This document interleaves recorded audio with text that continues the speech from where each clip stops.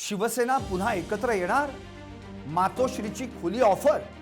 महाराष्ट्रात पुन्हा मोठा राजकीय भूकंप. समीकरणं उलटी फिरणार. महाराष्ट्राच्या राजकारणात पुन्हा एकदा एका मोठ्या आणि अभूतपूर्व राजकीय भूकंपाचे संकेत मिळत आहेत. 2022 मधील शिवसेनेत पडलेली फूट आणि त्यानंतर महायुतीचं सत्तेत आलेलं सरकार या सर्व घडामोडींनंतर आता राजकीय समीकरणं उलटी फिरण्याची शक्यता वर्तवली जाते. शिंदे गटाचे मंत्री अब्दुल सत्तार यांनी भाजपवर थेट आणि अत्यंत गंभीर शब्दांमध्ये हल्ला चढवला. त्यातच ठाकरे गटाकडून शिंदे गटातील नाराज नेत्यांना थेट मातोश्रीवर परतण्याची खुली ऑफर देण्यात आल्यानं महायुतीत वादाची मोठी ठिणगी पडली. नेमकं काय आहे हे प्रकरण पाहूया. नमस्कार, मी संदीप आणि तुम्ही पाहताय LS मराठी. छत्रपती संभाजीनगर विधान परिषद निवडणुकीच्या निमित्तानं महायुतीमधील अंतर्गत वाद आता थेट चव्हाट्यावर आला.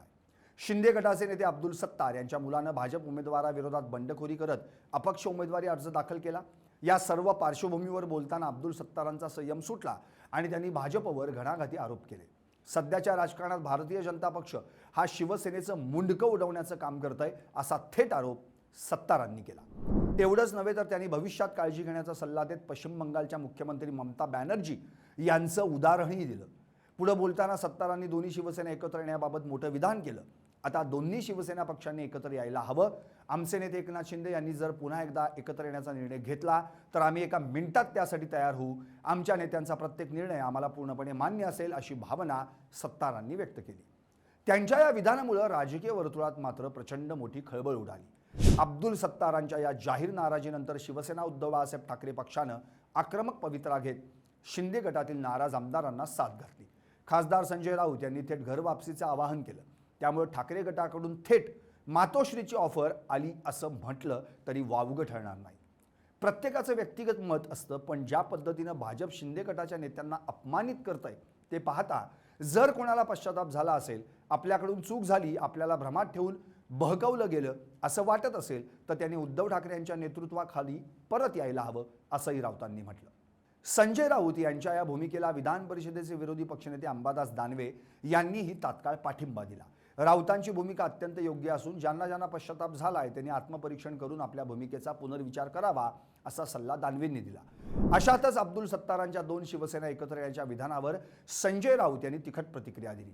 शिवसेना एकच आहे, दोन शिवसेना असूच शकत नाहीत. जिथं ठाकरे आहेत तीच खरी शिवसेना आहे. ही हिंदुहृदय सम्राट बाळासाहेब ठाकरेंनी स्थापन केलेली शिवसेना आहे. तिचं नेतृत्व उद्धव ठाकरे करतायत. ज्याला लोक दुसरी शिवसेना म्हणतायत ती प्रत्यक्षात अमित शाह यांची शिवसेना आहे अशी बोचरी टीका राऊतांनी केली. ज्यांचा स्वाभिमान अद्यापही जागा असेल त्यांनी थेट मातोश्रीवर येऊन उद्धव ठाकरेंशी चर्चा करावी असं स्पष्ट आवाहन देखील राऊतांनी दिलं. या संपूर्ण राजकीय गदारोळावर राष्ट्रवादी काँग्रेस पक्षाचे आमदार रोहित पवार यांनीही महायुतीतला घटक पक्ष यांना जोरदार टोला लगावला. एकनाथ शिंदेंची शिवसेना आणि अजित पवारांची राष्ट्रवादी हे भाजपला सोडून कुठेही जाऊ शकत नाहीत. हे दोन्ही पक्ष म्हणजे आता दात नसलेले वाघ झालेत, जे फक्त सत्तेसाठी अंतर्गत गुरगुरत असतात. त्यांची अस्वस्थता केवळ सत्तेसाठी आहे, तर आम्ही जनतेच्या प्रश्नांसाठी अस्वस्थ असल्याचं रोहित पवारांनी म्हटलंय. एकीकडे सत्तेत असूनही भाजप विरोधात उफाळून आलेला असंतोष आणि दुसरीकडे ठाकरेंसोबत घालवलेले जुने दिवस आठवून पुन्हा एकदा एकत्र येण्याची भाषा. या सर्व घडामोडी पाहता महाराष्ट्राच्या राजकारणात आगामी काळात कोणताही मोठा चमत्कार किंवा राजकीय उलटफेर झाल्यास आश्चर्य वाटायला नको, हेच सध्याच्या चित्रावरून स्पष्ट होत आहे.